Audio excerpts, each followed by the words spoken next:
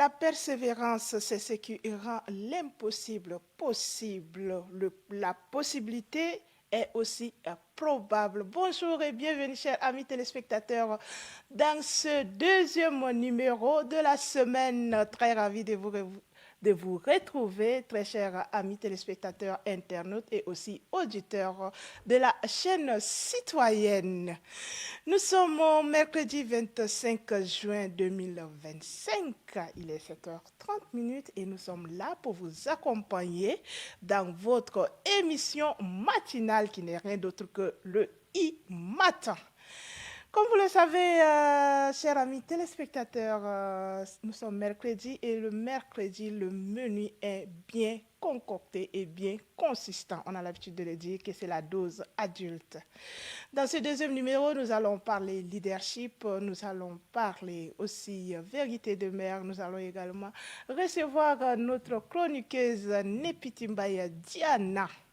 Si vous nous avez suivis la semaine passée, on avait amorcé un sujet dont elle va venir finir aujourd'hui avec nous, chers amis téléspectateurs. La santé, si ça y est, c'est l'essentiel. Le souffle de vie, si nous l'avons, c'est aussi l'essentiel. Combien de nous, ce matin, n'ont pas pu se relever? Combien de nous n'ont pas eu la grâce d'être sur pied? Comme nous, si toi et moi, nous avons cette grâce, il y a de quoi se réjouir, car cela n'est pas donné à n'importe qui. L'équipe de I-Matin est déjà sur place. La diffusion, la réalisation, la sécurité est ici sur le plateau également. Nous sommes là pour vous accompagner. Nous avons également notre régisseuse qui est sur place. Nous sommes là pour vous accompagner. Nous allons prendre notre première ponctuation musicale qui nous vient depuis de Moundou. Omar Son dans Jérusalem, histoire de laisser tout et chacun de s'installer confortablement.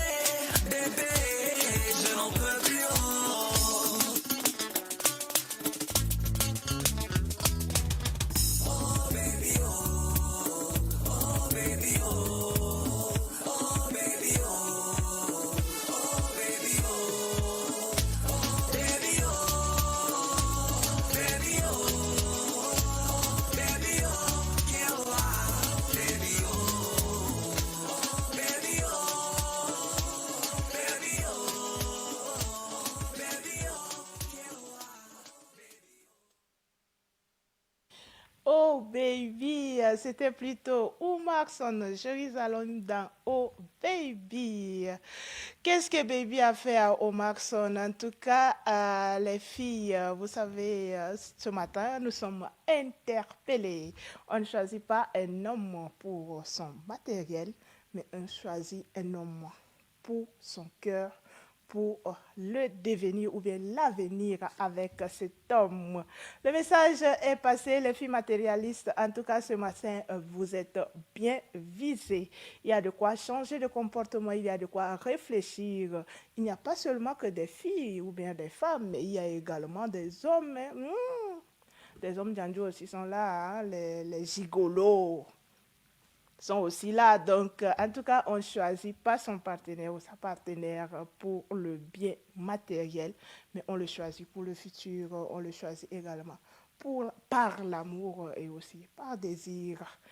Nous allons cette fois-ci prendre le bien-être.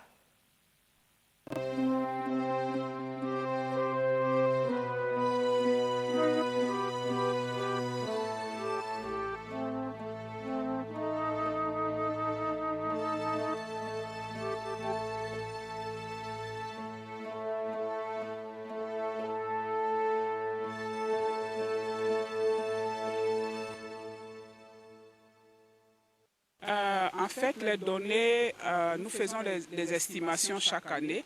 Et pour 2024, l'estimation que nous avons faite, basée sur les données de 2023, donne une prévalence entre 0,9% et 1%. Mais aujourd'hui, la donnée que nous avons, c'est la prévalence de 2023 qui est de 1%.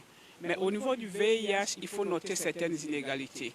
Cette prévalence de 1%, c'est au niveau national, mais nous avons des zones où la prévalence est très élevée, notamment N'Djamena, il y a 8 régions, notamment N'Djamena, le Logone occidental, le Logone oriental et puis la Tangéré. Et au niveau des sexes, les femmes sont plus infectées que les hommes. Okay? Et les nouvelles infections sont plus importantes chez les adolescents et les jeunes. Pendant que les nouvelles infections diminuent chez les adultes de plus de 15 ans, chez les adolescents et jeunes, la prévalence est en train de monter progressivement. Donc, il y a une nécessité de faire une action focus sur les adolescents et jeunes.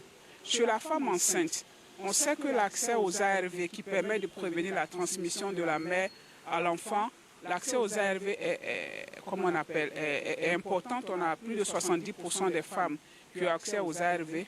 Par contre, les enfants sont laissés pour compte. C'est le talon d'Achille de la lutte. On n'arrive pas à identifier les enfants et à les mettre sous ARV. Pendant que les femmes enceintes et allaitantes ont une couverture de plus de 70%, on a moins de 30% des enfants infectés par le VIH qui sont mis sous traitement. Et la transmission, le taux de transmission du VIH de la mère à l'enfant est de 18%.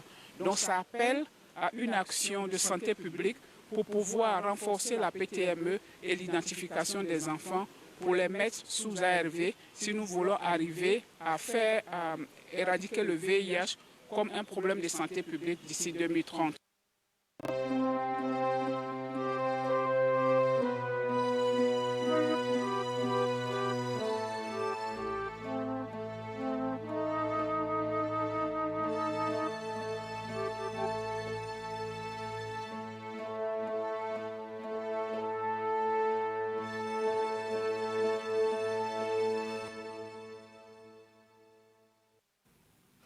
Femmes, faites-vous dépister, faites dépister également les enfants. Quand on n'est pas sûr de sa sérologie, ce qu'il y a de mieux de faire, c'est d'aller dans un centre de santé le plus proche, d'aller dans un dispensaire ou bien d'aller encore à l'hôpital et se faire dépister. Ça, c'est la seule chose qui peut nous rassurer. Avez-vous déjà fait votre test de dépistage en cette année 2025? Parce que si on compte bien, nous sommes déjà à 6 mois écoulés de l'année. Et si tu sais que tu n'as pas été poli, tu n'as pas été modeste, tu n'as pas été fidèle, alors il y a de quoi s'inquiéter, il y a de quoi aller faire son test de dépistage parce que dit que 70% des femmes sont infectées et puis les 70%, 10% font que 30% des enfants sont également infectés. C'est vraiment compliqué. Pendant la CPN, il y a lieu de faire le test de dépistage, après quoi, si on est déclaré positif, qu'on se fasse suivre par le médecin pendant la grossesse jusqu'à l'accouchement. Et s'il y a lieu, suivre également des grossesses, suivre également les conseils pour éviter de contaminer les nouveaux-nés. C'est très, très important. Il y a quelques jours déjà que la mairie centrale a fait sortir une note interdisant la circulation des gros porteurs, mais force est de constater que jusqu'à ce jour, on circule encore ensemble avec ces gros porteurs et c'est comme si ces gros porteurs-là, ils sont devenus, les conducteurs de ces gros porteurs sont devenus autre chose au fait. Leur façon de filer a complètement changé. On dirait encore que quand la note n'était pas encore sortie, c'était mieux. Mais aujourd'hui, ils roulent à toute vitesse. Et peu importe l'heure à laquelle ces gros porteurs sont en train de circuler, ce n'est pas leur problème. C'est à vous de laisser la place, de leur céder la route pour qu'ils passent parce qu'eux, ils s'en foutent pas mal. Moi, ma question ce matin sur ce plateau, c'est: est-ce qu'il y a le suivi de cette note? Parce que c'est encore chaud, en fait. C'est encore chaud, les cas de décès et autres. On est encore, la population est encore sous ce choc-là. Mais ce n'est pas leur problème. On dit de circuler la nuit. Non, la nuit, eux, ils refusent de circuler. Le jour, ils sont là avec nous. Ce n'est pas leur problème. Ils filent comme ils veulent. Ils s'égarent où ils veulent. Ils font ce qu'ils veulent. Vraiment que les autorités en charge puissent revenir sur cette décision, car ça a été dit que cette décision est de rigueur, alors que l'application également soit de rigueur. Nous sommes de tout cœur ce matin encore avec les familles endeuillées par ces gros porteurs qui ont fait des victimes dans leur famille. Nous sommes de tout cœur avec eux. Nous allons partir de l'autre côté de la régie pour prendre l'actualité matin avant de revenir et continuer avec notre aventure dans ce deuxième numéro.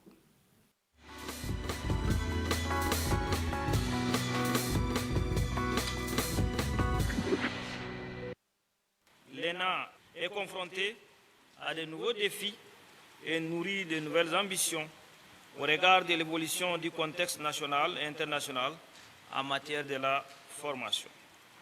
C'est pourquoi, sous la haute impulsion du marshal Mohamed Idriss Déby Itno, l'ENA a connu une dynamique nouvelle, matérialisée par une série de réformes. Ces réformes ont permis l'adoption de nouveaux textes encadrant les missions, l'organisation et les offres de formation de l'école. Parmi ces réformes figure la suppression du premier cycle, c'est-à-dire celui qui est ouvert aux titulaires du baccalauréat. Cette suppression répond à une exigence de qualité et à la volonté d'élever le niveau des futurs cadres. Désormais, l'ENA recentre sa mission sur la formation des cadres intermédiaires et supérieurs, en cohérence avec les besoins actuels de notre administration. Pour ce qui est des conditions de candidature, pour les candidats internes, le concours est ouvert aux fonctionnaires classés au minimum à la catégorie B, deuxième classe ou équivalent, et ayant au moins 5 années d'ancienneté dans cette catégorie. Ils doivent être âgés de 50 ans ou plus. Pour les candidatures externes, le concours est ouvert aux titulaires d'au moins d'une licence ou d'un diplôme équivalent, âgés de 40 ans ou plus. Quant au centre de concours, je vous informe qu'en plus du centre d'Ngemena, les épreuves écrites se dérouleront aussi dans les provinces suivantes: à Béché, Bongor, Faya, Mao, Mongo, Mundu et Sarr. La date des épreuves est fixée pour le samedi 13 septembre 2025. Les épreuves se dérouleront en français et en arabe. Pour ce qui est des candidats étrangers, quant aux candidats étrangers, peuvent être admis au cycle normal dans des conditions prévues par les accords signés entre le gouvernement de la République du Tchad et le gouvernement ou organismes étrangers intéressés conformément au texte régissant l'ENA.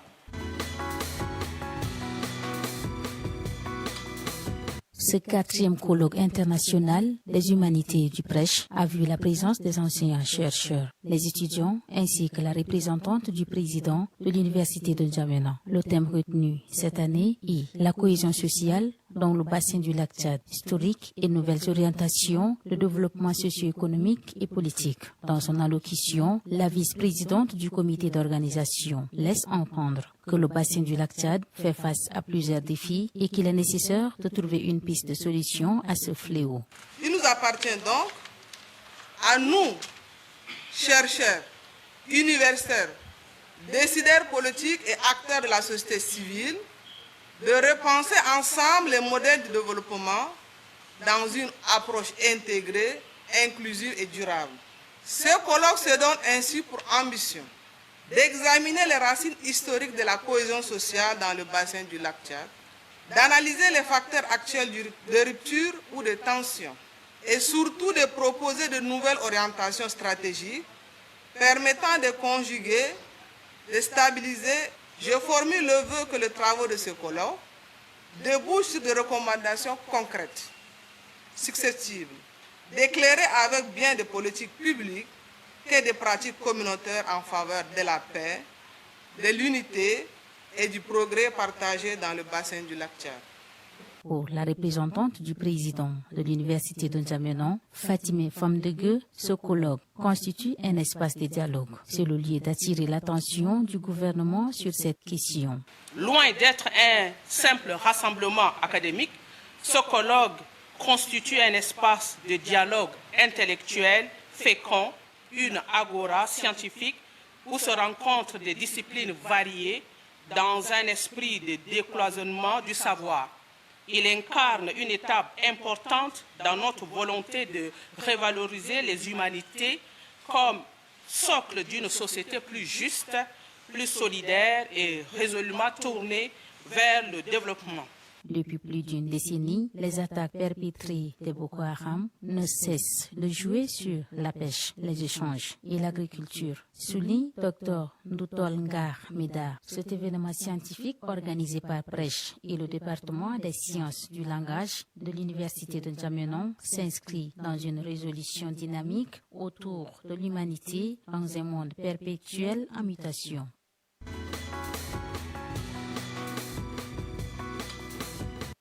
Quelques heures après les campagnes d'inspection et de prélèvement des denrées alimentaires lancées ce 23 juin par le ministre de l'Élevage et de la Production animale, en collaboration avec l'OSECOGDA, Centre de contrôle de qualité des denrées alimentaires, cette initiative a pour but d'évaluer les conditions d'hygiène et d'effectuer des prélèvements de viande, notamment de moutons, de bœufs et de chameaux en vue d'une analyse de qualité. Le ministre de l'Élevage et de la Production animale, professeur Abdrahim Awad Ateb, a remis officiellement ces matériels modernes aux bouchers de la capitale. Cette distribution de kits de boucherie s'inscrit dans le cadre du projet d'appui à la productivité et à la compétitivité des chaînes de valeur, viande et lait au Tchad. L'objectif principal de l'acquisition de ces kits est d'assurer des conditions optimales pour la production de la vente de la viande sur les marchés de la ville. Ces projets bénéficient du soutien financier de la BAD, Banque africaine de développement. Ces nouveaux instruments permettront aux bouchers d'exercer leur profession dans le respect des normes d'hygiène, facilitant ainsi l'accès à des alimentations saines pour les consommateurs. Le ministre Abdrahim Awad Ateb a souligné l'importance de faire respecter les normes hygiéniques et commerciales et a exhorté les bénéficiaires à une gestion rationnelle de ces matériels de travail.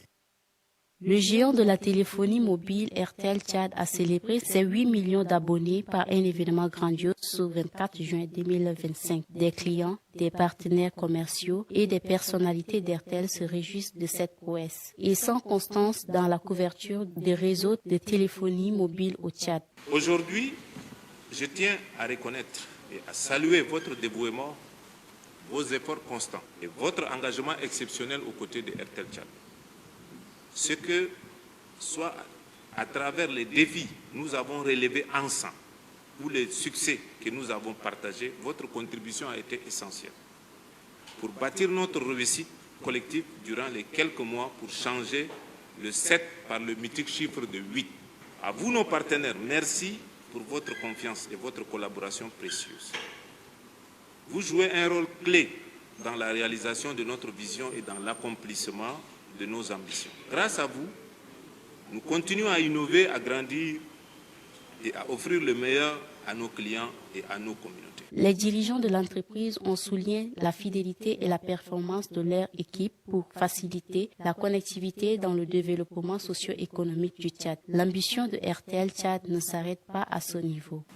En annonçant les 8 millions par le DG ce matin, cela veut dire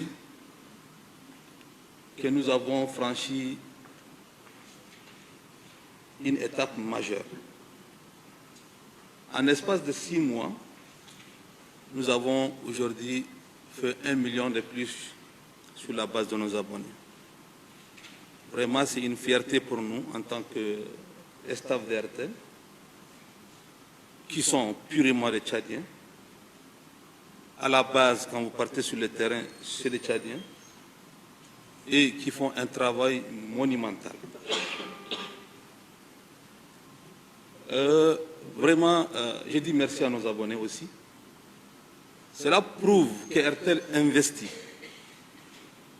Cela veut dire que le village se connecte tous les jours. Cela veut dire que la famille se connecte tous les jours.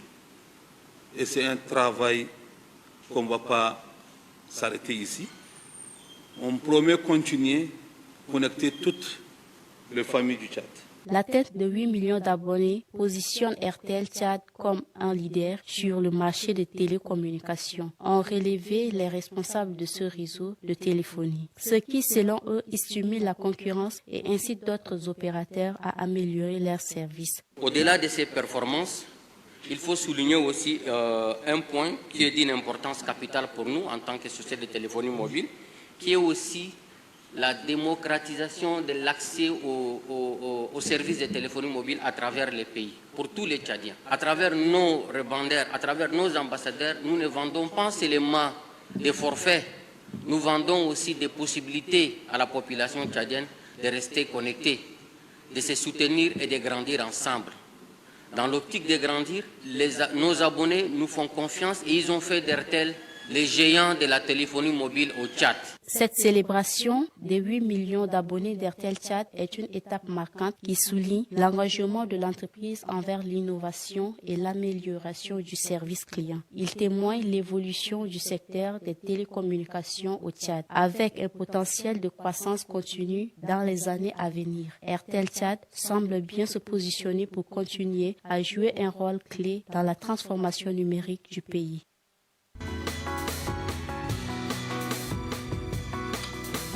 le projet alsena hine ala mushkila hana bureau de soutien al maragle na barra ja isaid le shokhal wadin al gaidin hine le kuma mana al medol al ja dakhal fi hille hine o bakan hana al me al kutufi bakan hagina hine al nukutu al meshrab li al shirka usuma oren al global al fi bureau de soutien global ou shala musulier le al shala musulier le i awina le chef d'état hana projet hana mushkila hana almeda o fi alme ali kutada fi gidam jama kullu yakuta lena katani haga white le isait o ise ilu manas kullu hana mpes ali mpes isait o izid gidam yamshi le kullu ay shokol ali shil foga nizam hana o shal wo gitga ise foga o alum kullu lamena hine kala mushkila hana al nisaidu foga le shari white o shari white al nisaidu foga dam fi wakit hana اليوم كاربنا وشكرنا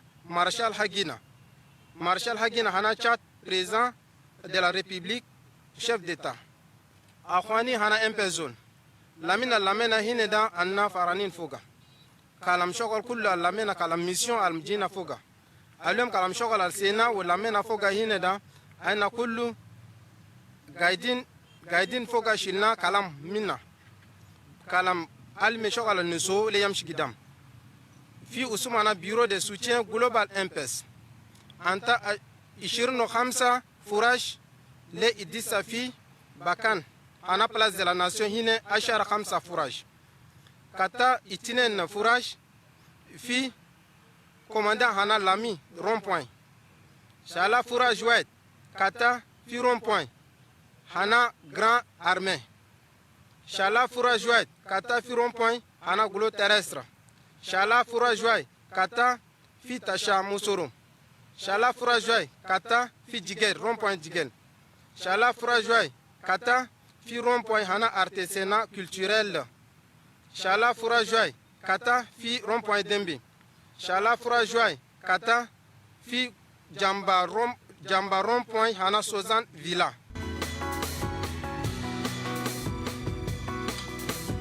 Au Tchad, les carrières ne se construisent toujours pas au mérite, mais par le jeu subtil des relations, des liens communautaires ou des réseaux familiaux. À quoi assistons-nous donc? À un népotisme ordinaire ou à un repli identitaire masqué? Pourtant, c'est bien cette logique-là qui abîme notre société, ronge nos institutions et détruit la confiance des jeunes en l'avenir. Dans l'administration, dans les grandes entreprises, les ONG ou même certains corps des métiers techniques, hôpitaux, jusqu'aux petits métiers artisanaux, les mêmes logiques se répètent. Chacun aide les siens. Cette pratique est devenue presque acceptable, au point de faire passer pour naïf celui qui croit encore que le mérite peut ouvrir les portes. Pourtant, c'est bien cette logique-là qui abîme notre gouvernance. Il n'est pas rare d'entendre quotidiennement que tel est là parce qu'il est le fils de tel ou elle a été recommandée par un tel. Certains justifient cette commodité par la nécessité de protéger les leurs dans un environnement incertain. D'autres y voient en une forme de solidarité familiale ou communautaire. Mais à y scruter de trop près, ces réflexes de repli n'est-il pas aussi infermement dangereux pour le vivre ensemble? Car à force de favoriser les membres de son ethnie, de sa région ou de sa religion, on finit par exclure les autres. Et ce qui n'est qu'un réflexe de servir devient un système d'injustice. Ce favoritisme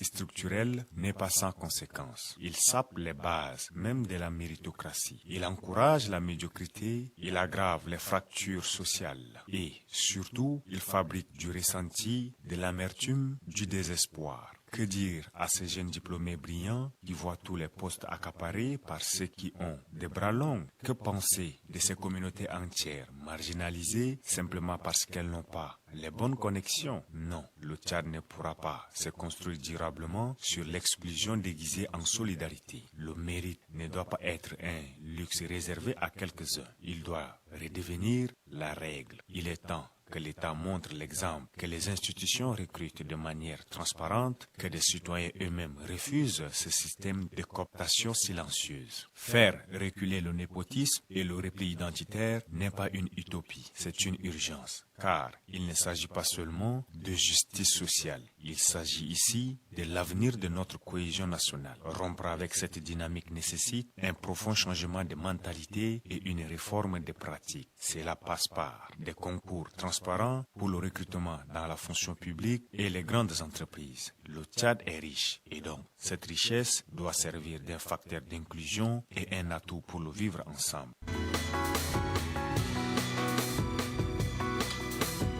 إن أوراق الغار المعروف باسم السند النيلي نبات ذو فوائد متعددة ويقدر بشكل مخصوص لفوائده على صحة المرأة وكذلك خصائصه العلاجية الهائلة وهو مضاد للالتهابات حيث يستخدم الغار تقليديا في غرب أفريقيا ويعرف بقدرته على تضييق المهبل وتقليل الروائح الكريهة وتخفيف الالتهابات والتهيجات المهبلية. ويدعو الرئيس الوطني للأطباء التقليديين السكان إلى زراعة المزيد من أشجار الأكاسيا النيلية المعروف باسم الغارات من أجل صحتهم. بالإضافة إلى ذلك فإنه يحتوي على خصائص مفيدة للجسم ويمكن استخدامه لعلاج الإسهال وآلام المعدة والقرحة ويمكن أن يساعد في تخفيف الانزعاج المعدي. الثنط النيلي أو الغار أو الأكاثيا نبات ذو فوائد متعددة ويستخدم منذ زمن طويل في الطب التقليدي لعلاج أمراض مختلفة، وله خصائص طبية متعددة وخصوصا خصائصه المضادة للميكروبات والقابلة والمضادة للالتهابات تجعله حليفا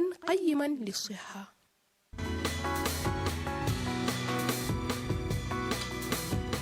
Tous ceux qui ont fait le déplacement du domicile du défunt étaient inconsolables. La douleur s'élisait sur le visage. Ganda Mayumbila a laissé un vide difficile à combler au sein de sa famille biologique en général et en particulier de ses proches collaborateurs. Il faut rappeler que le défunt naquit le 1er juin 1944 à Bogodi, dans le lac Iro, province du Mont-Chari. Ganda Mayumbila est un grand commis de l'État qui a occupé plusieurs postes de responsabilité dans l'administration publique. Il est président de la Fédération pour la paix universelle au Tchad, le dernier poste qu'il a occupé avant sa mort. Très touché par ce départ inattendu, Dr Haroun Kabadi, président du Sénat, a laissé entendre que Feu Ganda Mayumbila a vécu dans l'insécurité sanitaire depuis 2018. Et le 17 juin dernier, la maladie a eu raison de lui.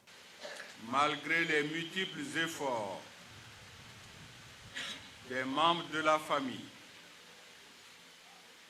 notre grand frère a continué à vivre dans l'insécurité sanitaire depuis 2018. Dans ta vie sur Terre, tu as beaucoup voyagé, mais à chaque retour, toute la famille était très contente de te retrouver sain et sauf. Aujourd'hui, avec ton rappel à Dieu, tu effectues un voyage sans retour qui nous laisse orphelins et plonger toute la famille dans le désarroi, le chagrin, la tristesse et une douleur immense. L'ancien Premier ministre Emmanuel Nadingar, très affecté, apporte un témoignage concernant les actions du défunt, très riche dans l'amour intergénérationnel. Nous tenir aujourd'hui sur le corps d'un ambassadeur pour la paix, qui est membre de la Fédération internationale pour la paix universelle. Ce que nous voulons porter à travers la fédération à la société, c'est cet amour-là, cette tolérance, cet amour intergénérationnel entre les jeunes, les vieux, entre les hommes, les femmes, entre les citoyens. Et l'objectif de la fédération, c'est l'humanité, la fraternité de l'humanité. Notre frère ambassadeur de la paix qui est couché aujourd'hui, dont les valeurs sont évoquées et nombreuses. Un homme qui sait être tolérant. Le secrétaire général du ministère de l'aménagement du territoire, représentant le ministre de tutelle, a retracé le parcours et le jeu de Ganda Mayumbila qui a tout donné à l'administration tchadienne. Le clou des obsèques a été marqué par les hommages rendus par Monseigneur Edmond Ditangar Godbe, l'archevêque métropolitain d'Injamina. C'était à la paroisse Sacré-Cœur avant que ce dernier ne soit conduit à sa dernière demeure au cimetière de Toukra. Que l'âme du défunt repose en paix.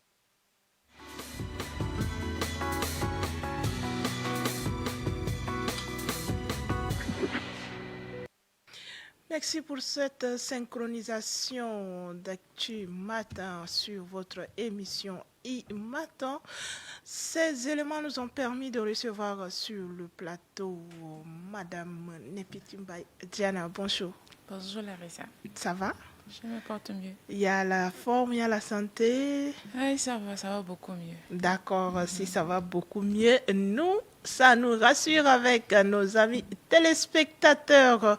Avec vous, nous l'avons annoncé en amont que nous allons continuer avec le thème qui a été abordé la semaine passée, dont c'est les recrudescences des accidents des voies publiques causées par les gros porteurs. Effectivement, aujourd'hui, on va revenir encore sur le sujet parce que le week-end dernier, on n'a pas eu assez de temps. C'était bien chaud.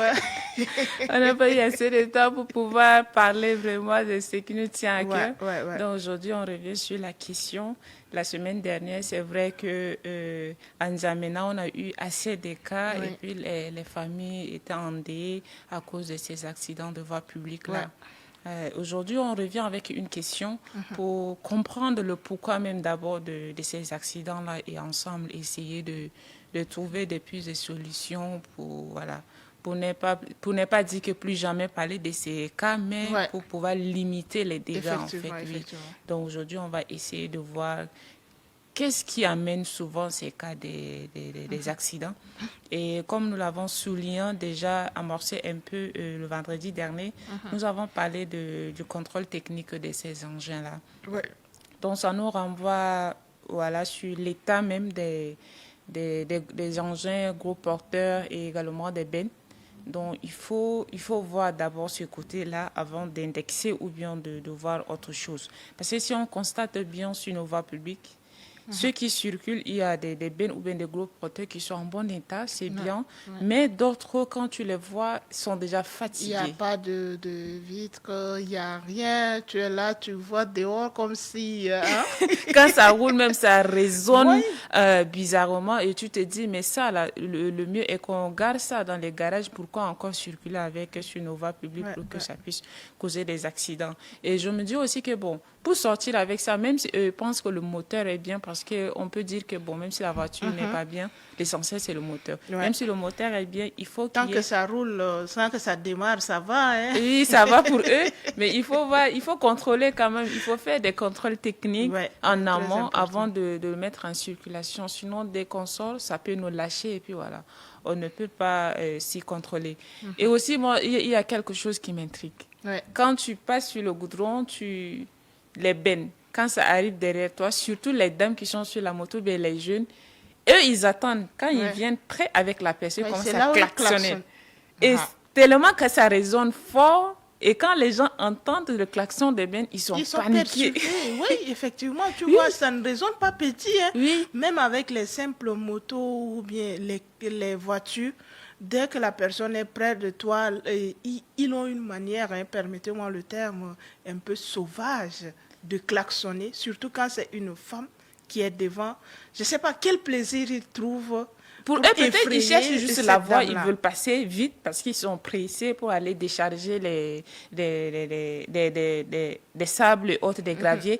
Mais quand eux, ils klaxonnent, la personne qui est devant, dès qu'on voit déjà que c'est le gros porteur qui est derrière moi, la personne déjà paniquée et cherche à éviter rapidement. Et là où il y a des circulations, ça cause encore des accidents. Ou bien la personne lâche, tombe, et eux, dès qu'ils viennent, ils ne peuvent pas ralentir vite et puis voilà, ils ramassent la personne sur les passages et ça cause également des accidents. Ce côté-là, il faut vraiment qu'on y pense et qu'on en parle.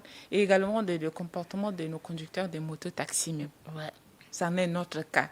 Parce que nous sommes toujours pressés, je ne sais pas pour aller où, mais dès qu'on prend la moto, on veut vite arriver, on voit que c'est le gros porteur devant nous, on voit que c'est les bennes, mais on essaye de dévier, on entre, on fait tout pour passer rapidement. Et là aussi, c'est un comportement déplorable et ça engendre également les accidents sur nos voies publiques. Donc, il faut qu'on tire un peu l'oreille de nos conducteurs, surtout les motos. C'était avant-hier, on causait avec quelqu'un de la République, du 9e arrondissement, bien sûr. La personne a demandé si seulement on pouvait lui donner un peu la main de faire aussi la police, quoi.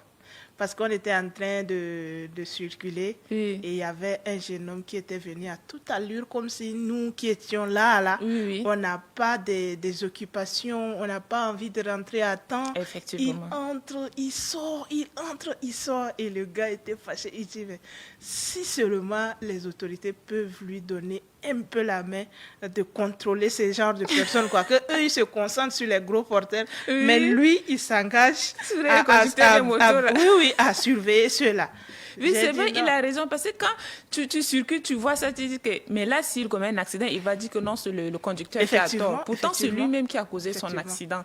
Et là, c'est un comportement, il faut vraiment que les gens arrêtent ça. Parce que c'est leur vie qui est en danger, en fait. On a souvent tendance à accuser les gros porteurs parce qu'on a aussi cette mauvaise habitude de dire ici au Tchad que si c'est un accident entre un camion et moto, c'est que c'est le gars qui conduit et le camion qui a tort. Si c'est piéton avec moto, c'est celui qui a la moto qui a tort. Et puis, ainsi de suite, on ne cherche même pas à vérifier qui a raison, qui a tort. Pour nous, on voit le rapport de force, on voit que comme l'autre est grand, c'est le camion, donc c'est sûrement celui qui est fautif. Mais si on cherche bien, deux fois, c'est les conducteurs même qui sont à l'origine de ces accidents-là. Donc vraiment, c'est ça. Et également le problème des conducteurs même de ces véhicules-là, de ces camions-là, j'allais dire. Et je ne sais pas. Mais normalement, pour circuler dans la ville, il faut une formation au préalable. Absolument. Et il faut aussi, je dis... peut-être remplir des cases pour pouvoir avoir des permis de conduire. Il ne suffit pas seulement de suivre une formation. Si tu suis, mais si tu n'es pas apte, si tu n'es pas capable de conduire, tu ne peux pas avoir aussi ton permis de conduire. Non. Mais il y a normalement, non. Normalement, non, oui. Mais normalement, on voit les gens que peut-être ils sont même pas formés quelque part, mais voilà, ils se jettent parce que je sais conduire, ils prennent le gros porteur, ils sortent, ils circulent avec librement. Et puis il y a des choses ou des techniques qu'on nous apprend sûrement à l'école. On dit que l'école est bien, même si c'est comment il faut aller t'asseoir. Il y a des petites astuces là qu'on te donne quand ça arrive. Bon, tu sais comment tu prends d'éviter les accidents. Donc il faut voir aussi la manière dont on survit les... Donc, tous les conducteurs repartent à l'auto-école. C'est très, très important. Choisissez l'auto-école de votre choix et puis allez-y. Faites-vous former, peu importe déjà votre niveau de connaissance en conduite, mais allez-y vous faire former parce qu'il y a des petites astuces qui vont vous aider à éviter les accidents et à sauver des vies. Mais Diana, que peut-on dire de nos amis policiers qui, on ne sait pas c'est quel genre de salutation ils se font avec les conducteurs et puis pouf, un coup le gars passe, on l'arrête et puis tu vois qu'il est déjà parti et à chaque arrêt il salue seulement les policiers. On peut dire que c'est ça les gens de salutations amicales. Ce sont les salutations amicales. Non, mais franchement il faut dire les choses, il faut nommer les choses. Ça c'est rien que de la corruption. Parce qu'on sait bien que ces gros porteurs, peut-être, ils ont trop surchargé leurs véhicules. On les arrête. Au lieu qu'on les mette à côté, on leur demande de décharger un peu et puis laisser peut-être juste à un niveau et continuer et revenir après chercher autre. Eux, ils préfèrent les garer, juste, ils font le tour, ils font semblant comme s'ils prennent les papiers pour vérifier. Ils font le tour du camion, ils reviennent là. On dit chef, et puis on les salue. Quand on les salue, regardez, mais suivez bien les mecs qu'on envoie. C'est l'argent qu'on envoie. Et eux, ils prennent, ils empochent ça directement et voient 2, 5 minutes, 30 minutes. C'est tout. Ils remontent et puis ils parfois, partent à avec. Distance même déjà, l'apprenti descend avec les papiers, il court, et là, vient. Généralement, ils font ça même avec les conducteurs des cars, des minibus qu'on monte même souvent. Souvent, au rond-point double voie, quand ils arrivent, ils galent mal ou bien ils ne respectent pas les feux tricolores. On les arrête, ils partent devant, on les arrête. Ils prennent leur moto, ils viennent derrière eux. Le chauffeur part vous laisser devant là-bas, il descend, il prend 1000 francs avec son apprenti ou 2000, il met dans sa poche. Il fait le tour, il revient le trouver, il fait semblant comme si c'est le papier qui monte. Mais dans le papier, là, ils mettent l'argent. Mais quelle solution est-ce que vous nous proposez ce matin, Madame Diana? La corruption dans ce pays, trouver une solution. Non, mais concernant cet aspect, au fait, en parlant des conducteurs, des gros porteurs qui, en commençant, vous avez parlé de l'état de leur voiture. Certainement, les fiches techniques sont peut-être inspirées. Ils n'ont pas fait la révision du camion, ou bien il y a des choses qui manquent, ou bien le conducteur n'a pas de permis, ou il est en surcharge, spécialement envers ceux-là. Et en ce moment où c'est eux qui causent tellement de dégâts, est-ce qu'il y a un petit conseil que vous allez nous donner, avec nos téléspectateurs, internautes et aussi auditeurs de IFM et aussi à toute la population tchadienne, pourquoi pas? Oui. Ce que moi je peux dire est que surtout à l'endroit des conducteurs des gros camions ou bien des bennes, il faut se faire former. Si la personne est déjà formée, c'est une très belle chose, c'est bien, mais ceux qui ne sont pas encore formés, il faut se faire former pour avoir des prérequis, des BABA, pour pouvoir mieux circuler dans la ville. Et également voir les vitesses. Il faut réglementer, il faut régler. Il ne faut pas circuler au niveau des voies publiques comme si on est dans son champ personnel ou bien comme si on est dans un endroit où il n'y a pas de véhicules, il n'y a pas de motos, il n'y a pas de piétons. Il faut prendre conscience que non, la route où je circule, il y a aussi des autres. Donc, il faut modérer sa vitesse lorsqu'on circule sur la voie publique. Et aussi pour les motos, taxis, les conducteurs surtout. L'incivisme citoyen, ça connaît tout le monde.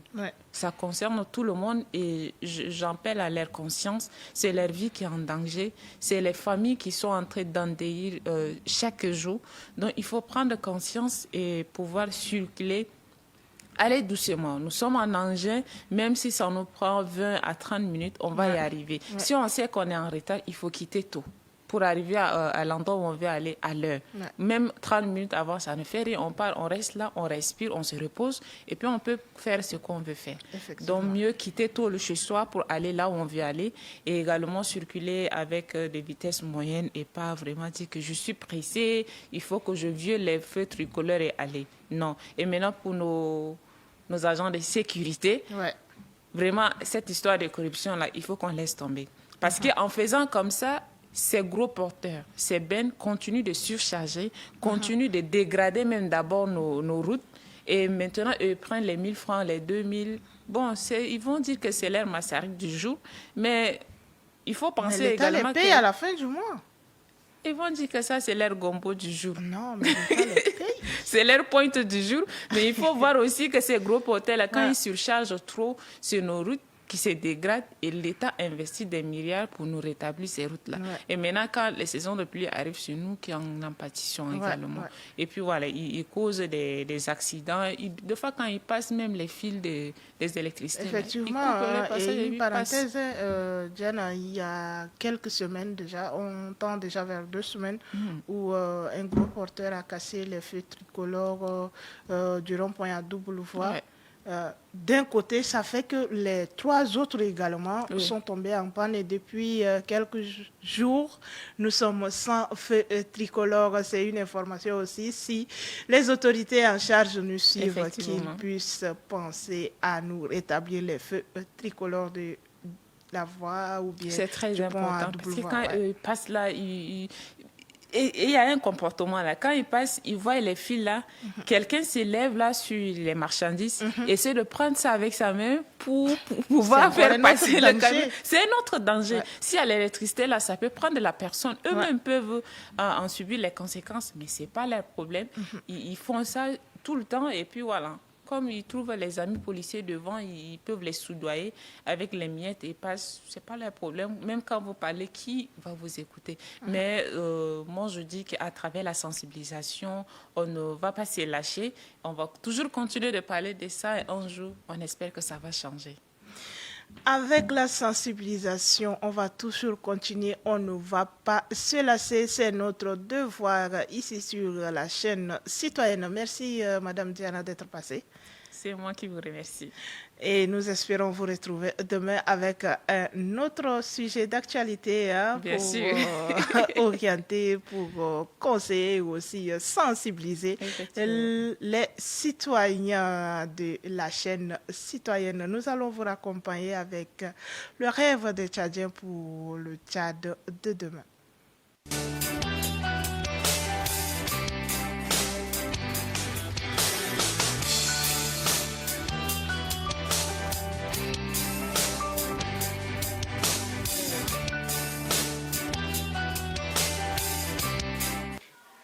Mon rêve sur le Tchad est que le Tchad puisse être comme tous les pays du monde que nous sommes en train de voir, qu'on voit des fois à la télé. nous voulons que le Tchad soit avancé en éducation, en santé et bien d'autres. Mon rêve est que l'État pense sur l'enseignant, celui du ministère de la Santé, et pourquoi pas le sport. Maintenant, le Tchad va jouer Coupe d'Afrique, Coupe du Monde. C'est mon plaisir. Je dirais que ça, c'est un changement déjà. C'est ça mon rêve. Mon rêve dans l'avenir est de voir le Tchad changer. Nous avons besoin de changement pour qu'il y ait la paix et la cohabitation pacifique entre les fils et les filles du Tchad. Et nous demandons également que le gouvernement pense au système éducatif tchadien, puisque nous sommes en train de former les futurs cadres de demain. Mon rêve pour le Tchad de demain, que le Tchad puisse imbiber dans la paix. Parce que la base d'un développement dans un pays, c'est la paix. Si nous n'avons pas la paix, nous ne pouvons pas espérer avoir un bon pays pour pouvoir sortir et revenir comme nous l'espérons. Que le Tchad soit un pays de paix. Mon rêve pour le Tchad de demain est que le Tchad soit un pays prospère par la volonté de Dieu et que le reste, c'est Dieu qui avait donné ce pays comme tout autre pays dans le monde. Et la sécurité, la paix, ça relève de la compétence de l'Éternel. Donc à ce niveau, c'est l'Éternel seul qui peut nous sécuriser. Mon rêve est que le Tchad soit dans le premier rang au monde pour la paix, la sécurité et pour la santé. Pour le Tchad de demain, j'aimerais que les parents puissent, d'une manière ou d'une autre, éduquer les enfants afin que les enfants puissent rester à la maison, quel que soit leur comportement, que les parents arrivent à les éduquer, qu'ils les gardent à la maison, non les chasser pour qu'ils puissent être dehors comme aujourd'hui.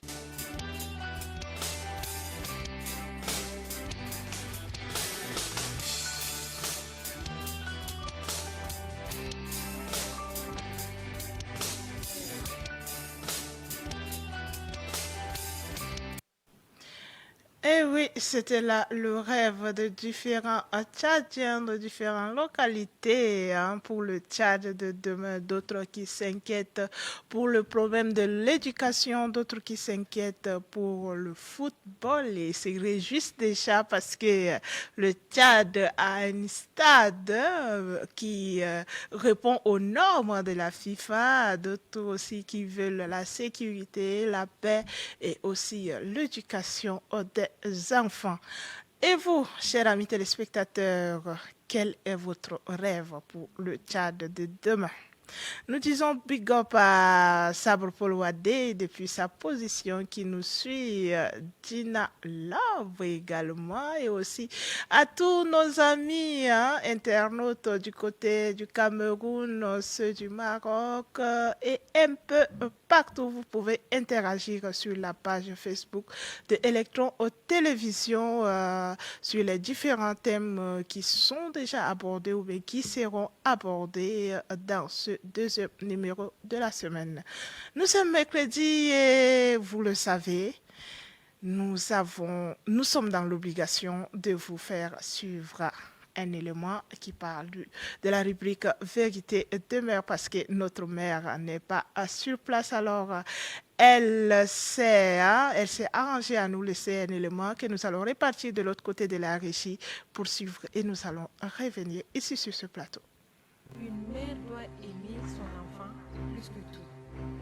Mais pas seulement. Cette femme qui a reçu éducation familiale, qui a reçu aussi éducation intellectuelle. La sexualité dans le couple et la sexualité des jeunes. Et quelquefois, c'est aussi la faute des hommes qui poussent les filles ou bien leurs femmes.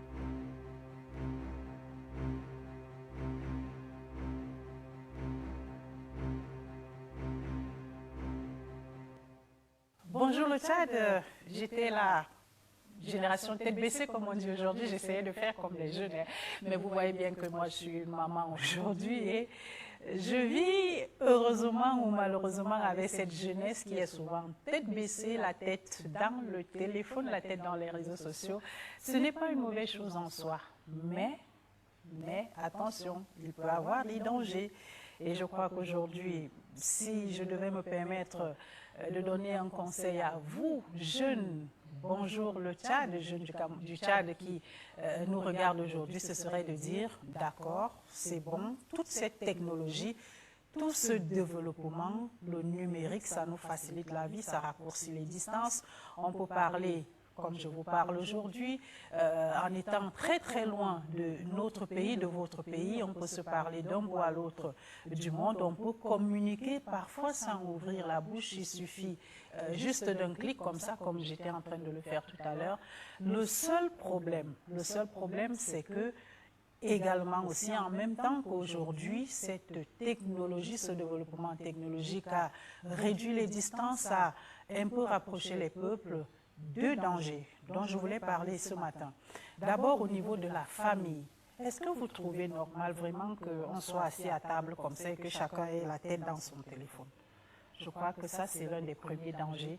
Au sein des familles, ça commence un peu à, au lieu de réduire les distances, à créer plutôt des écarts. Chacun est sur son téléphone, sur son ordinateur le soir. Papa est de son côté, maman est de son côté. Les enfants sont là. On est tous assis au salon. Pourtant, personne ne parle à personne. Ça, c'est le premier danger. Maintenant, le deuxième danger, les messages qui circulent sur les réseaux sociaux et que nous relayons à longueur de journée. S'il vous plaît, disons-nous bien que c'est un mode de communication. Alors, chaque fois que je relais un message qui véhicule des injures, qui véhicule des choses qui dénigrent l'autre, c'est comme si je l'avais en face de moi et que je le dénigrais, même si je ne le connais pas. Donc, il faut faire très attention. Troisièmement, et ne soyons pas naïfs, l'élite et les politiques nous utilisent parfois aujourd'hui. Nous qui sommes utilisateurs de ces réseaux sociaux et davantage vous les jeunes, pour faire passer des messages qui ne reflètent pas du tout les réalités de notre société. Nous sommes des Africains, nous avons nos valeurs. En Afrique, on respecte les aînés, nous sommes d'accord. En Afrique, on respecte les femmes, on respecte les enfants. Pourtant, quels sont les messages qu'on voit véhiculer? On insulte les vieux, on insulte les femmes, on parle aux voisins comme on veut. Ça, ce n'est pas l'Afrique. L'Afrique a ses valeurs. Ce sont ces valeurs qui nous ont fait grandir. Ce sont ces valeurs qui ont fait les grands hommes du continent africain aujourd'hui. Malheureusement, ce sont ces valeurs que les réseaux sociaux...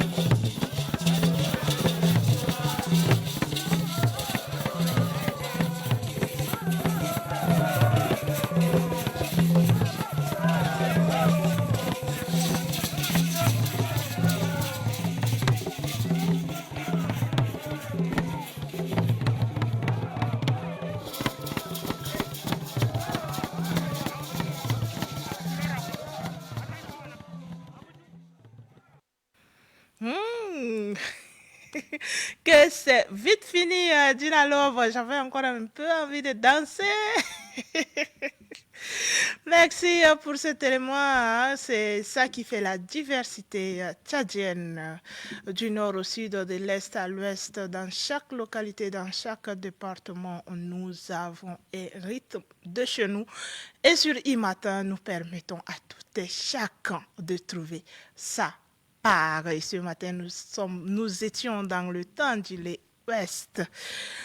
Nous sommes de retour sur le plateau. Nous nous excusons aussi pour ce petit désagrément que vous l'aurez constaté. Surtout, c'est dû au problème d'énergie. C'est indépendamment de notre volonté. Chers amis téléspectateurs, nous poursuivons notre aventure sur ce plateau ce matin, après le rêve de Tchadien, après le rythme de chez nous. Certainement, il y a des choses qui ne marchent pas dans ce pays et dont nous avons vraiment besoin de nous exprimer afin que les autorités, les hautes autorités puissent nous entendre, puissent nous venir en aide. Nous allons prendre Ça m'énerve.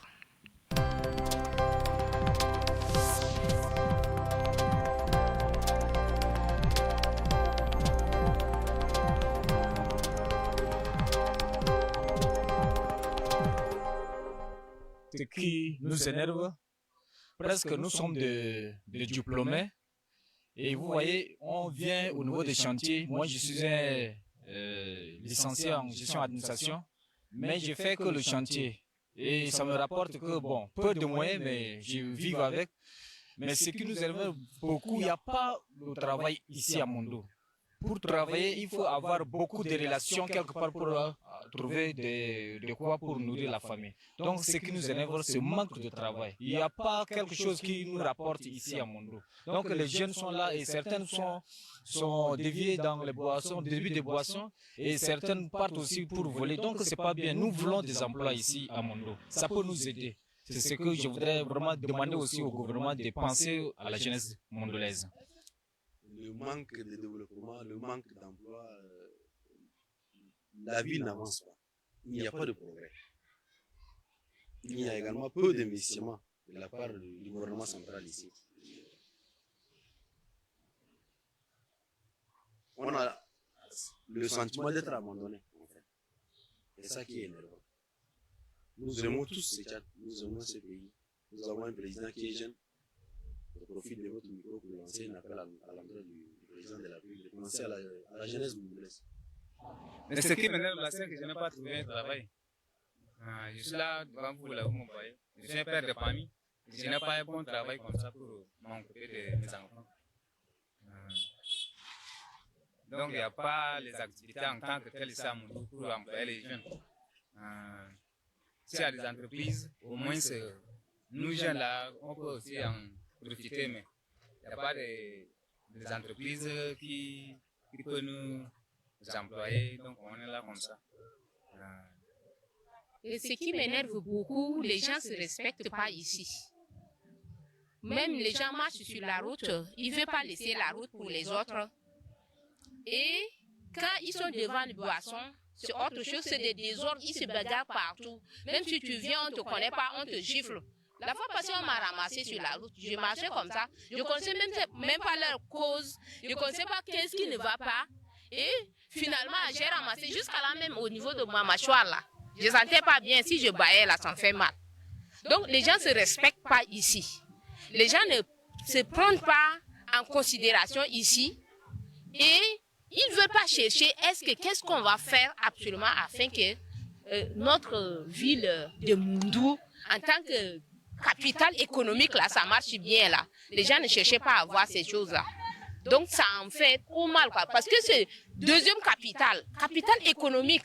Dans la ville de Moundou, il y a beaucoup de choses à expliquer, il y a beaucoup de choses qui nous dérangent. D'abord, il y a trop de chômage par rapport aux jeunes diplômés sans emploi. On est là, on ne sait quoi faire, on vient, on est obligé de se balader dans des quartiers, même il n'y a pas de job à faire.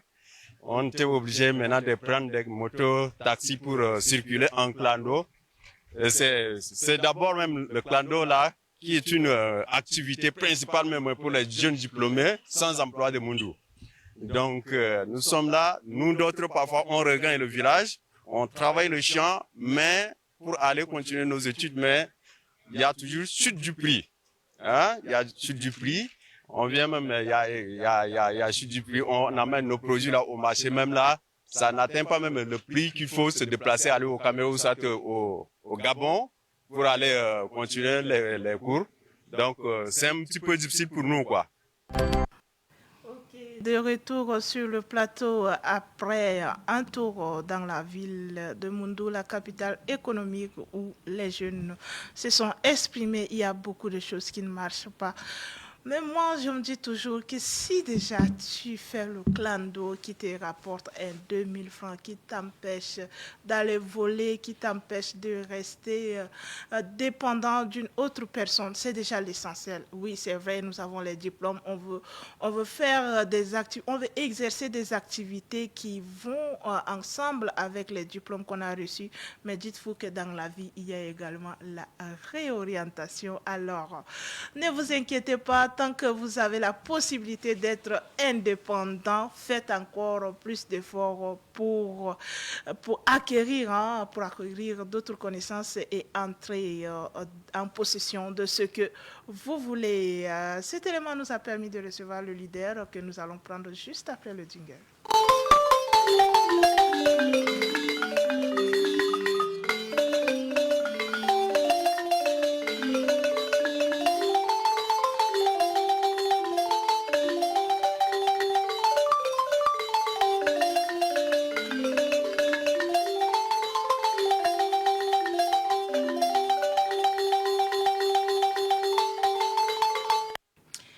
Quel choix, quel plaisir après quelques temps d'absence sur le plateau de notre coach, notre cher leader. Aujourd'hui, nous avons le plaisir de le retrouver sur ce plateau. Bonjour et bienvenue, coach.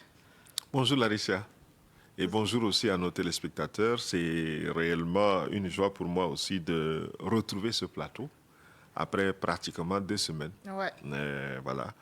Bon, il y a un temps pour toutes choses. Ouais, il faut le souligner. Pendant ce temps, on était vraiment servi par la relève du leader qui sont passés ici sur le plateau et qui ont abordé des thèmes vraiment intéressants et qui sont toujours dans le même ordre d'idée. C'était de la motivation. J'espère qu'ils vous ont satisfait.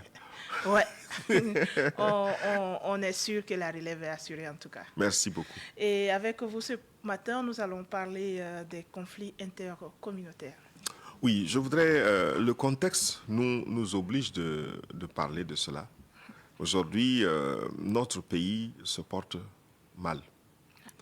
Nous avons, n'est-ce pas, des conflits de partout. Et ces conflits-là mettent en mal le vivre ensemble. Ces conflits-là touchent à notre joie profonde. Je dois dire que les conflits intercommunautaires, ou encore ce qu'on essaye de stigmatiser ou de caractériser par le conflit éleveur-agriculture, ne datent pas d'aujourd'hui. Pour ceux qui connaissent la Bible, dans l'histoire des juges, Israël a connu une invasion des Madians. Et le problème s'est posé avec acuité à tel point qu'il y a eu un jeune homme qui s'appelle Gédéon, qui a réfléchi et qui a pris une disposition pour mettre à l'abri les récoltes de son père, mais aussi qui a, n'est-ce pas, apporté un certain nombre de pistes de solutions. Fondamentalement, ce qui se passe aujourd'hui est d'abord la position, sinon la situation des cœurs. Et je dois dire que pendant que nous vivons cela, la manière avec laquelle on apprécie, la manière avec laquelle on commente ce qui se passe, c'est une semence qui commencera à germer dans nos cœurs et qui va un jour perpétuer toujours ce cycle. Parce que j'ai été choqué d'avoir vu un éleveur tuer un agriculteur, parce que j'ai été choqué d'avoir vu un agriculteur tuer un éleveur, et parce que je n'ai pas eu la bonne lecture ou la bonne posture pour dire aux deux que ça ne peut pas se passer ainsi, et que dans une république, chacun se doit de d'avoir un certain nombre de comportements de respect, de considération, mais aussi d'observance de la loi. Si je n'ai pas une bonne morale, un jour, je vais me retrouver en position d'acteur ou de victime. Ouais. Et le cycle se perpétuera. Alors, ce matin, ce que nous voulons faire, c'est d'attirer l'attention des uns des autres sur le fait que nous sommes engagés et nous sommes aussi au milieu de cette situation qui nécessite que nous réfléchissions de la bonne manière à trouver des pistes de solutions. Parce que ces conflits ont des conséquences sociales. J'ai vu des villages désertés, j'ai vu des enfants abandonner l'école, j'ai vu des mamans qui ne peuvent plus accéder à l'hôpital, j'ai vu des structures de santé vidées, j'ai vu des églises brûlées, j'ai vu des mosquées consumées, et socialement, ça fait une blessure profonde. Il y a des personnes qui se retrouvent réfugiées. Comment on peut être fugitif dans son propre pays, dans sa propre zone? C'est une situation qui est très désastreuse. Elle a aussi des conséquences sur le plan économique. Dans ces zones-là, on ne parle plus marché. On ne parle plus activité économique. On ne parle plus sarclage des champs. On ne parle plus de débroussaillage des champs. Il y a des conséquences énormes. L'autorité de l'État s'affaiblit parce que quelque part au bout, les administrateurs n'ont pas été peut-être prévenants, parce que quelque part au bout, les responsables de sécurité n'ont pas été à la mesure de ce qu'on attendait d'eux, et la situation s'enlise. Alors, nous devons avoir une certaine opinion et une posture. Faisons en sorte que chacun de nous réfléchisse à la solution. Ouais. Parce que quand on ne regarde que le sang, quand on ne parle que du sang, quand on ne critique que la question du sang, on finit par être hanté par le désir de se venger. Ouais. Mais ce que nous voulons ce matin dire, il nous faut avancer dans une réflexion de dire comment je puis considérer l'autre. Voyez ce qui fait mal. Voyez dans ces images-là, une femme à terme qui se retrouve assassinée, tuée avec l'enfant qu'elle porte dans le ventre. Quel est son crime? C'est d'être une femme? Quel est son crime? C'est d'être une femme enceinte? Quel est le crime de cet enfant? À quel moment cet enfant a fait une demande pour être porté dans un ventre qui puisse être l'objet d'un vandalisme de ce niveau? Je suis traumatisé de voir toujours dans mon esprit l'image de cette femme à terme couchée. Mais peut-être qu'en amont de ce désarmement dont on parle, il nous faut désarmer nos cœurs. Nos cœurs sont tellement chargés. Nos cœurs sont tellement surplombés par la haine, par une posture, et chacun est en train de dire que les autres n'ont qu'à aller chez eux, que les autres n'ont qu'à quitter chez nous. Où est le chez nous? Qui est en réalité propriétaire de la terre? Parce que pendant que je pense que dans ma zone méridionale, les autres sont halogènes, l'autre pense que dans sa zone du nord ou septentrionale, d'autres sont halogènes. Il y a des sudistes au nord, il y a des nordistes au sud. Ouais. Et nous devrons arrêter cela. Il nous faut réfléchir. Alors, quelles sont les pistes de solution? La première piste de solution, c'est l'engagement d'un dialogue intercommunautaire. Il nous faut un dialogue intercommunautaire. Parce que la situation s'enlise. Et nous ne voulons pas que cette situation continue. Elle handicape notre développement. Elle handicape notre vivre ensemble. Elle handicape nos progrès. Et elle nous met mal à l'aise. On n'a même plus la sécurité. On ne sait plus si on est réellement chez soi. C'est une situation qui ne peut laisser personne indifférent. Alors la première chose, engageons un dialogue intercommunautaire. Ouais.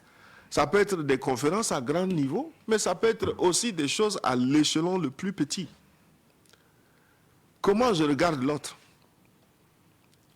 Je suis arrivé sur le marché de Mbaïnamar. Je vois comment le peuple et l'agriculteur échangent et parlent sur le marché. Et juste en dehors de Mbaïnamar, je peux voir la dissension. C'est un paradoxe terrible. Alors, je voudrais que nous réfléchissions et que nous nous engageons dans un dialogue intercommunautaire. La seconde chose, c'est aussi qu'il nous faut une justice sociale forte. Que celui qui doit être condamné soit condamné et que les procédures soient respectées. Que la justice ne prenne pas parti et que celui qui est condamné purge sa peine. Normalement. Aussi longtemps que nous allons affaiblir notre justice sociale, aussi longtemps nous serons exposés à ces conflits qui vont se perpétuer. On a besoin de passer quand même à un développement. On a besoin de passer à un autre niveau. Ça en est assez. Donc, il nous faut une justice forte. Mais aussi, il nous faut une administration forte. Des administrateurs formés, mais aussi qui ont le caractère pour être sur le terrain et dire ici ça ne marche pas, ici l'autorité de l'État doit s'affirmer, ici c'est tort tel qui a tort. Il ne suffit pas d'être formé. Encore, on considère et on constate que beaucoup ne sont pas formés et sont administrateurs. La situation nous fait payer un lourd tribut. On n'a pas besoin de fermer les yeux sur certaines choses. On a besoin d'affronter, on a besoin d'adresser les problèmes. Et donc, nous devons nous engager à cela. Mais si je dois terminer, l'ultime solution, c'est le recours à Dieu. C'est de faire place à Dieu. On ne peut pas se faire justice soi-même. On ne peut pas être trop intelligent au point de penser qu'on peut résoudre ça. On a besoin de faire place à Dieu. Notre pays est malade, notre pays va mal. Et vous savez, quand ça fissure à gauche, ça fissure à droite, ça fissure au nord, ça fissure à l'est, ça veut dire que nous sommes tous engagés en termes de responsabilité dans la recherche de la solution. Et il nous faut vraiment réfléchir à cela. Les crises révèlent les leaders. À quelque niveau que vous êtes, à quelque niveau que vous soyez, est-ce que vous pouvez être une solution à la situation? Ne continuez pas à mettre le doigt sur les causes ou bien ce qui peut perpétuer la situation. Mais engageons plus des discussions sur les pistes de solutions. C'est à cela que nous sommes appelés. Et voilà un peu ce que je voudrais partager aujourd'hui. Merci. Merci beaucoup, cher leader. Nous l'avons pris comme une parole de l'Évangile, parce que là, ça fait vraiment chaud au cœur à voir les images circuler dans les médias ou bien circuler sur les réseaux sociaux. Ça fait vraiment mal de voir ces petits-enfants sans défense perdre la vie à coups de machette. Il faut être vraiment fort et forte pour voir ces images à 2 reprises. Rien qu'à penser à cela, si tu n'es pas également fort, ça crée la haine en toi, ça crée des choses, mais quand on est citoyen, on doit se dire que non, il faut d'abord se demander qu'est-ce qui ne va pas, et comme vous venez de donner les pistes de solutions, que nos autorités puissent aussi prendre en considération, engager un dialogue parmi ces communautés, dans ces différentes communautés. Mais moi, je demanderais, leader, est-ce qu'on ne peut pas organiser ces dialogues-là en milieu rural? Oui, je pense que les vrais acteurs et ceux qui subissent et qui connaissent comment ça se dégénère sont sur le terrain. Ouais. Peut-être que ce serait bien aussi d'aller vers eux et de s'asseoir. Ouais. Aujourd'hui, je pense qu'il y a un exercice qui est en train de se faire dans le cadre de Mandakaou. Il y a la communauté Peul, il y a la communauté Ngambay, il y a les facilitateurs. Ils sont en train de faire cet exercice-là. Et je pense que c'est important. Que les choses soient dites, que les gens se parlent, et que des engagements soient pris, et que l'administration constate, mais aussi que l'administration soit le garant de la mise en œuvre de ce qui va être conçu. En tout cas, je pense que c'est important que nous descendons de plus en plus vers la base, dans la réalité, que de penser que nous avons les solutions en restant dans les villes. Voilà. Ok, merci beaucoup pour ces conseils, pour ces orientations, leader. Ce fut un plaisir de vous retrouver et ce que vous avez ramené, on a vu que ce temps de pause était vraiment nécessaire. Chers amis téléspectateurs, c'est avec le leader que nous fermons le deuxième numéro de la semaine. Merci d'avoir été de notre Théodore Théo Ndjekausom. Big up à vous depuis votre position à nous revoir demain dès qu'il sera à 7h30 d'ici là. Portez-vous bien, prenez soin de vous car chaque jour est une vie.